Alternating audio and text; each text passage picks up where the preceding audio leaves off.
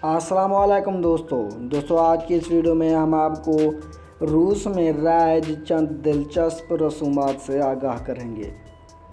Number 1, रूस में अगर कोई डबल रोटी खाना चाहता है तो वो उसे चाकू के साथ काट कर खाए, और अगर उसने एक छोटा सा टुकड़ा भी हाथ से तोड़कर खाया तो ये समझा जाता है कि इसका मुस्तकबिल ख़राब होगा।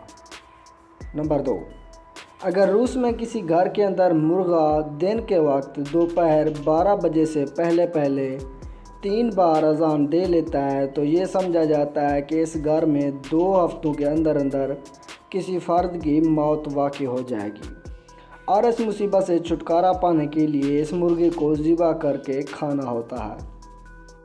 नंबर 3, रूस में अगर कोई चलते वक्त बाएं पैर के फिसलने की वजह से गिर जाता है तो इसका मतलब है कि उसका मुस्तकबिल बहुत ही शानदार होने वाला है।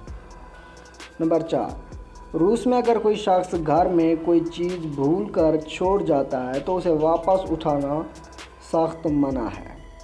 हाँ, अगर वो चीज़ बहुत ही ज़्यादा अहम है तो उसे एक शर्त पर वापस उठाया जा सकता है कि वापस लौटते वक्त आप घर के किसी भी शीशे में नज़र ना आएँ, वरना आपके साथ बहुत ही बुरा होगा।